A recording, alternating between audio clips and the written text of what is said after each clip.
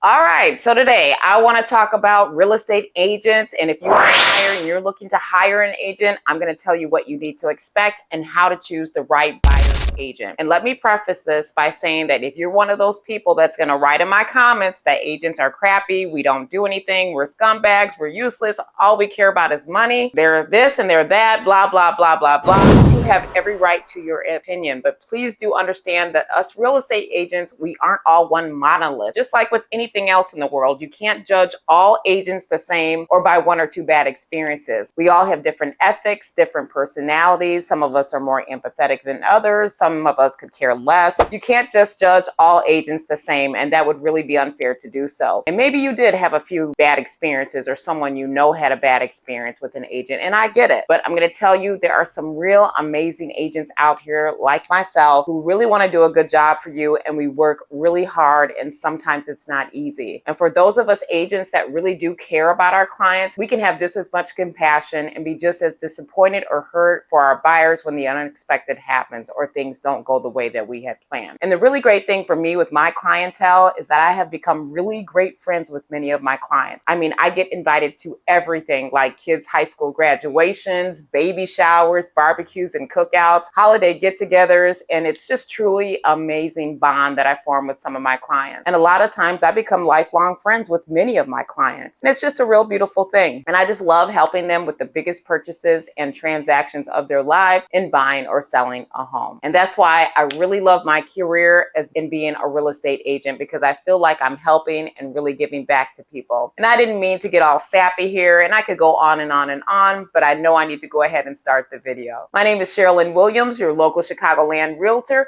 helping you build your dreams through real estate. And I want to thank you for tuning into my video today. And if you enjoy this video, don't forget to smash that like button, comment, share, and subscribe to my channel for weekly real estate education just for you home buyers. Okay, so how should you go about finding a good agent? Okay, first off, I would say word of mouth is your best bet. I want you to start asking people that you know for references of realtors that they have worked with. You could ask your family members, your friends, or anyone you know who has bought or sold a home and had a wonderful experience with their agent. I just feel it's better to get references from someone you know and maybe trust first, instead of just picking a random agent online or calling up a brokerage company and asking to speak to a realtor. Now, I'm not saying it's bad to find a realtor these ways, but why not check out or interview a realtor of someone you know that has had a good experience with one? To me, it just makes sense. Another way you could pick a realtor is if you watch a YouTube video and you feel like this realtor provides valuable information and you get a really good sense about them and how they carry themselves, you could choose a realtor that way, just saying. But of course, just because you know someone that really liked a realtor doesn't necessarily mean that you will gel with that realtor, because of course we are all different in what we like. So it may be a good idea for you to still check around and interview some other realtors, and there's really nothing wrong with that, and it's probably a good thing to do. And I recommend sometimes that you try to interview at least 2 or maybe even 3 realtors just to see what they're offering in services, and to also see if you have a good vibe with them. And having that vibe where you all connect is so very important, because you want to make sure that you all mesh together with your expectations in the process of buying your new home. You want to be sure that you can get along with one another, because if you don't get along, it can just be a big mess and a waste of your time and your realtor's time, and you'll be out looking for another realtor real soon. And what I find with many of the people who have the worst things to say about agents and all the negative things is that a lot of times these people chose a crappy agent because they didn't ask around and get recommendations, or they chose the first agent that popped up on a home search. And oftentimes these people didn't thoroughly interview or vet their crappy agent, because I would think if you get a realtor recommendation from a family member or friend, why would they recommend to you a crappy agent? Unless they don't like you or something, and that's a whole nother topic. But I just think sometimes people need to take more accountability for their choices and not put all the blame on realtors or others before looking at themselves first and what they could have done differently to make the situation better. Now, if you've had a good or bad experience with a realtor or realtors, drop me a comment, but remember to be nice. Okay, so one question that you may have as a buyer is, should I choose a well-known realtor realtor or one with a lot of years of experience. Now, most of you would say choosing a realtor with experience is best. And I would say, honestly, that could be true, but it depends. Of course, if a realtor is very popular or a well-known realtor with a lot of experience in your area, that would be a real plus for you because they know the market trends, they know the neighborhoods, and they've worked with a lot of clients over the years. So the more experienced agent knows all the ins and outs of a lot of things, like, even contracts, and they know how to negotiate and they know about the timeline. But sometimes these agents are so very busy and they may not be able to give you full on attention if they have a lot of clients that they work with. When I first started with my real estate career as a new agent, I had a couple reach out to me once because they were so frustrated with a well-known agent in our area that they were working with because she wouldn't return their phone calls and texts. And they felt she wasn't working quickly enough for them and wasn't meeting their expectations. When they had questions or they needed to know something about a certain deadline, she was nowhere to be found and she would not respond. So essentially, they had said they had enough and they wanted me to help them find a home. And I'm telling you guys, I was so excited because I was a new agent and I was like a fish out of water. And I'm competitive anyway, and I was hungry and I was determined to do a good job for this couple. And I must say, I went all in. I mean, when they texted me about something, I responded in seconds, not minutes. I mean, I guided them through everything all the way to the closing of their new home. And they were so appreciative and they referred some of their family to me later on. And you know what? To this day, I'm still very close with this couple and we check in periodically with each other, just sending little messages like, hey, what's up? And it's just really great. But I'm telling you the story just to let you know that working with a realtor who doesn't have the years and years of experience and a lot of homes sold under their belt doesn't necessarily mean they aren't a good agent. Like I said in the beginning of this video, you can't put everyone in the same box. We are all different in how we work or how we do things and how we carry ourselves. And sometimes newer agents are so determined and hungry, like I was, to do a good job and will deliver impeccable service and sometimes better than an experienced agent. The truth is they have more time to focus just on you. And to be honest, I have come across some very well-known experienced agents that have egos up to here. They can be rude and they can talk down to you and like there's no humility at all. So don't completely rule out choosing a newer agent. And another reason why you shouldn't be afraid of a newer agent is because even if they are new, they have their brokerage company behind them to support them and help guide them. And they can ask questions to make sure they are doing everything the correct way because their broker from their brokerage company doesn't want to be in any type of legal trouble or not following guidelines because any mistakes will fall back on the broker and their company and they could lose their license or be sued. So that broker is going to make sure their newer agent is doing everything up to par. So an experienced agent is good, but it's not the end all be all. But like I said, you need to vet your agent very carefully and make sure you have an agent that you feel good about and that you mesh with. Now, when interviewing your realtors, you can expect that the realtors will set up a short meeting with you called a buyer's consultation. If they aren't scheduling a meeting with you to explain what the home buying process looks like and what the expectations will be, that's not good. Now, in the past, like over a year or so ago, there were some realtors that would skip doing a buyer's consultation and they would just say, hey, let's just meet at the house we're going to tour.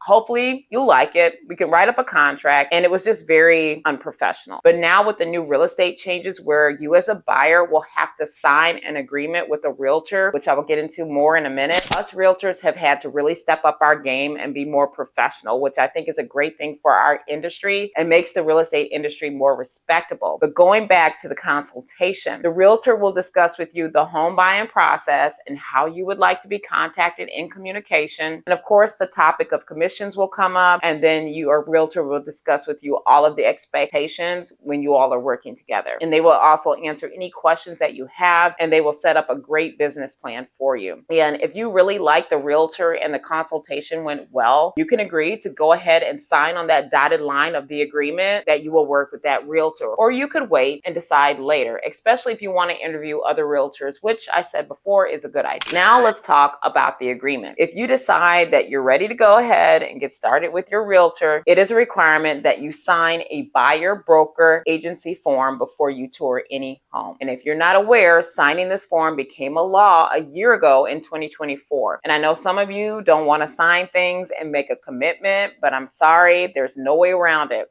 So now before the change, many realtors use this form for their clients to sign, but this form was was never like really mandatory before like it is now. And to be honest, I was one of them that didn't make my buyers sign a form. I didn't want to put pressure on my buyers to sign a form to tour homes, and I just chalked it up to good gesture and took a leap of faith that the buyer would work with me and I would get paid. But now that is no longer the case in real estate. This form is required to be signed before entering or touring any home. So on the form, you're going to be signing for two main things. You're going to be signing or making a commitment that you will work with that realtor for a certain length of time to find you a home. And it can be for however long you want it to be. It could be 1 day, 1 week, 3 months, a year, whatever you want. And that means you can't work with any other realtor until the expiration of your agreement. So you are locked in with no way out unless you and your realtor agree to terminate the contract. So that's why you need to be sure that you can work with the realtor that you choose. Now, the second thing you are signing for on this form is paying your agent, and that would be your agent's commission. Now, with the real estate changes, you buyers are expected to pay your agent's commission. Now, before the new law, the regular practice in real estate for years and years and years and years was that home sellers would pay their agent, and then their agent would split their commission in half and share their commission with the buyer's agent. So if the seller agreed to pay their agent 6%, that agent would share their commission of 3% to the buyer's agent. But now sellers are responsible for paying their agent only, and a buyer is responsible for paying their agent only if, and this is a big if the seller does not agree to cover all or part of a buyer's agent commission. So in other words, a seller can still agree to pay part or all of your agent's commission. So if you and your agent agree upon a commission of 3%, your agent can ask the listing agent if the seller would cover all of the 3% or maybe 2%.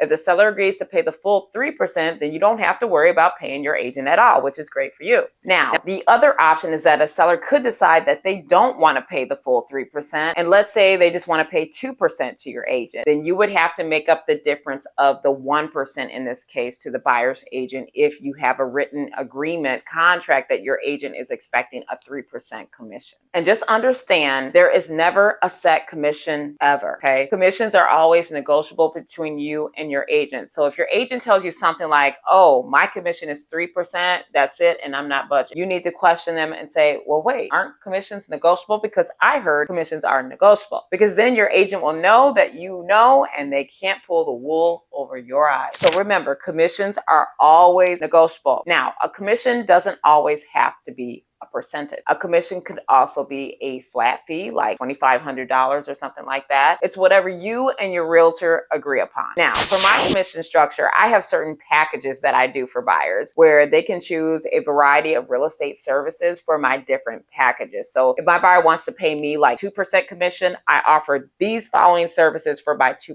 commission. And that would be something like a home warranty, and maybe I'll cover the cost of a locksmith when they move into their new home. And then if it's for my 2.5% commission, I offer those things that I just mentioned in addition to maybe $100 gift certificate for a family for dinner. And then for a 3%, I offer all of those things plus whatever else. And I find that many people like having my 3-package commission structure because they decide on what services they want and it gives them some choice. Okay, so now after you and your realtor agree on the commission and everything else in the agreement, you can go ahead and sign on the dotted line. Probably not soon after, you will start the exciting process of touring homes. Now, some other things to look for in an agent is their knowledge on certain neighborhoods that you want to live in. Are they aware of the market trends in the area where you want to live? Are they knowledgeable on the recently sold homes and pricing in the neighborhood? What about things to do in the school districts for your kids? It just doesn't make sense to choose a realtor that usually works and lives in a completely different area than where you want to live. So make sure you ask them these questions before you set up your interview or your buyer's consultation. Now, another quality you want in a realtor is them being a really great negotiator. You don't want an agent that can't come up with different strategies to make a deal happen in different situations. For example, making an offer in a seller's market will be a lot different from making an offer in a buyer's market. Or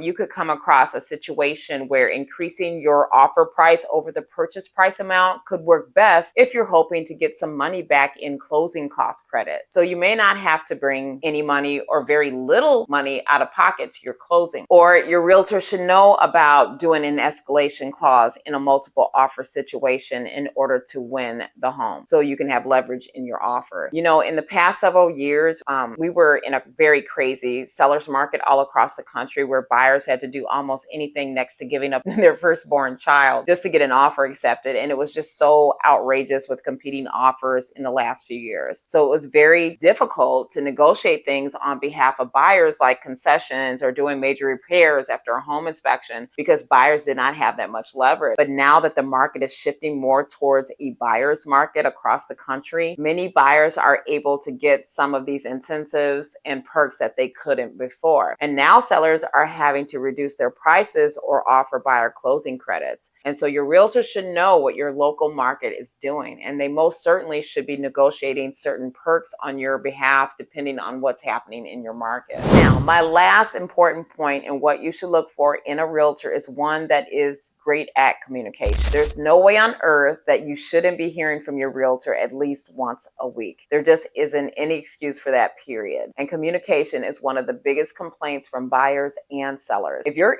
realtor isn't responding to your calls, your texts, or your emails, that's a problem that needs to be addressed, and it needs to be nipped in the bud right away. You don't want that kind of realtor where in the beginning they're all nice and kind, you know, and they're telling you what you want to hear and basically kissing your butt just to get your signature on the agreement, and you never see or hear from them again. A good realtor at the buyer's consultation should be setting the expectations of how you all will communicate for showings, during contract negotiations, follow-ups, and many other things. Your realtor should be doing their due diligence to make sure all timelines and contingencies throughout the contract are being met. The realtor should be in constant communication with your lender to make sure your financing is going okay, and they need to just check in on you to see how you are doing. This also holds true for other professionals that will be a big part of the home buying process, like, you know, the home inspector, the appraiser, the attorney, and of course the other agent. I often hear many sellers complaining about how when the agent put that large for sale sign in their yard, they never heard from them again. And that's just not right, and it's sad, and that's why a lot of times agents get a bad rap and consumers think that realtors don't do anything, or we try to take advantage of people by doing unprofessional things like this. So communication is key. So I want to thank you for tuning in today, and check out more videos like this one on my channel where I talk about the things that lenders don't tell you when you're buying a home. And if you're looking for a realtor in the Chicago area, let's connect and find you your dream home. Thank you for watching.